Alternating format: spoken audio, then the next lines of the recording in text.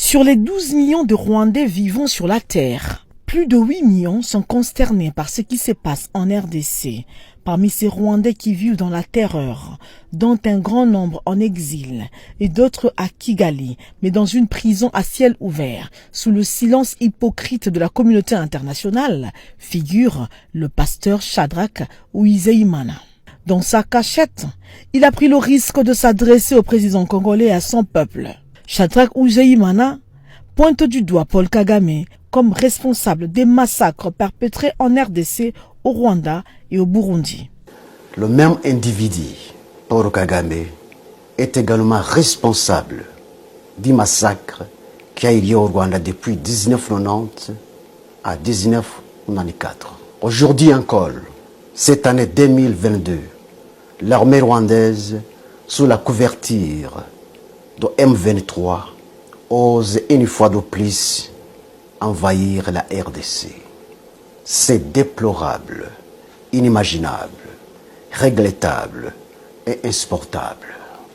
Il a tenu à marquer la différence qui existe entre le peuple rwandais et Paul Kagame, patron du M23. Ne confondez jamais le peuple rwandais et Paul Kagame. Ce sont deux personnes différentes, de caractères différents et d'éducation différente.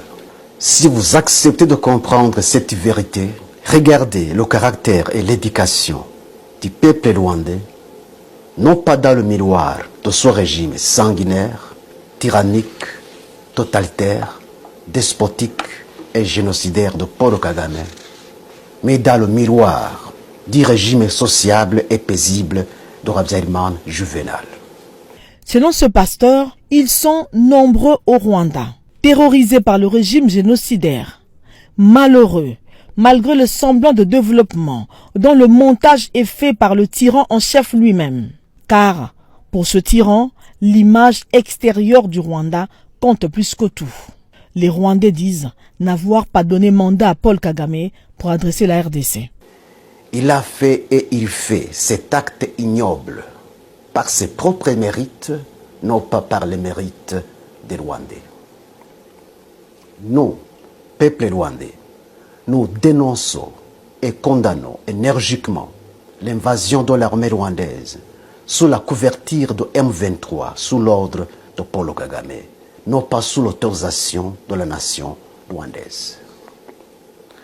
Nous, peuple rwandais, nous demandons à Paul Kagame de démissionner car ces actes de barbarie contre la RDC depuis 1996 jusqu'à aujourd'hui est une honte pour la nation rwandaise. Personne ne doute l'invasion de la RDC par l'armée rwandaise sous la couverture de M23. Pour tous ces Rwandais terrorisés, leur libération viendra de la RDC. Ils estiment que c'est une occasion pour le Congo de travailler dur afin d'éradiquer les racines du mal dans le Grand Lac. Aujourd'hui, à son Excellence, Monsieur le Président et mes chers Congolais, vous devez donner une leçon irréversible à Paul Kagame et son régime despotique pour ne plus envahir la RDC une fois de plus. L'armée congolaise mérite un soutien total de tous les Congolais, de tous les Rwandais et du monde entier afin d'éradiquer les racines productives et du mal, non seulement pour les Congolais, mais aussi pour les pays des Grands Lacs. Ce pasteur opposant du régime de Kagame interpelle le peuple congolais à éviter de tomber dans le piège de l'ennemi qui veut faire basculer la RDC dans le chaos afin de justifier sa présence sur le sol congolais. Tous les Congolais doivent être vigilants pour ne pas tomber dans ce piège. Je sais, par sa ruse, Paul Kagame peut utiliser ces instruments pour préparer un génocide sur le sol de la RDC et l'exécuter comme il l'a fait au Rwanda. Ainsi donc, toute personne qui sera animée d'un esprit de menacer ou commettre un meurtre contre les Rwandophones et Tutsis, vous devez l'arrêter et la traduire en justice. Ne tombez pas dans le piège, je vous en prie.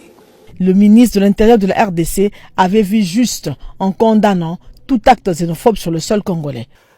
Le gouvernement de la République, à Kinshasa, vous avez aussi vu qu'un groupe de citoyens, un groupe de jeunes gens s'est permis de circuler dans certains quartiers de notre ville, se disant à la recherche des Rwandais. Que nous nous posons la question de savoir s'il y a une guerre entre les populations rwandaises et les populations congolaises. Non, il n'y a pas une guerre entre les populations rwandaises et les populations congolaises. C'est le gouvernement rwandais qui nous mène à nous, le peuple congolais, le gouvernement congolais, la guerre. Et donc, les citoyens congolais n'ont pas à se permettre de tomber dans les pièges nous tendus par Kagame et ses collaborateurs. Habyarimana Juvenal avait tout donné à Paul Kagame, dit-il, mais il a été payé par une mort brusque. Le tyran au sommet du Rwanda avait foulé aux pieds les accords d'Arusha.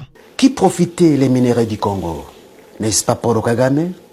Pourquoi n'est-il pas satisfait? Vous devez savoir pourquoi. En anéantissant les accords d'Arusha déjà terminés et conditionnalisés, Paul Kagame et son équipe voulaient que le pouvoir de Kigali soit seulement et uniquement entre les mains des Tutsis. Cette vérité est justifiée par les faits. Les accords d'Arusha étaient le partage du pouvoir entre les Tutsis et les Hutus. Paul Kagame et son équipe ne voulaient pas le partage, mais la prise totale du pouvoir entre les mains des Tutsis. C'est pourquoi l'avion de Habyarimana Juvenal a été abattu sur l'ordre de Paul Kagame. Pourquoi Paul Kagame tient à déstabiliser la République démocratique du Congo? Selon cet opposant, c'est pour y installer l'empire Tutsi. Il s'est posé alors plusieurs questions à ce sujet. L'agenda de Paul Kagame et son équipe est fondé sur le racisme. Dans la déstabilisation du Burundi, lors de Pierre Nkurunziza, Paul Kagame voulait réinstaurer une fois de plus le régime homogène des Tutsis au Burundi, comme il l'a fait au Rwanda.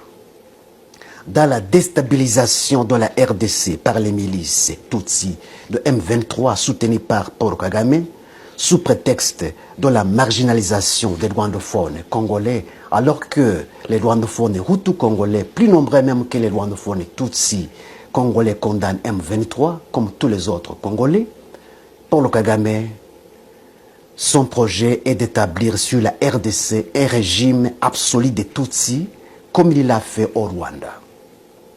Que ce soit la balkanisation de la RDC, que ce soit la prise totale de la RDC, le projet de Paul Kagame est le même.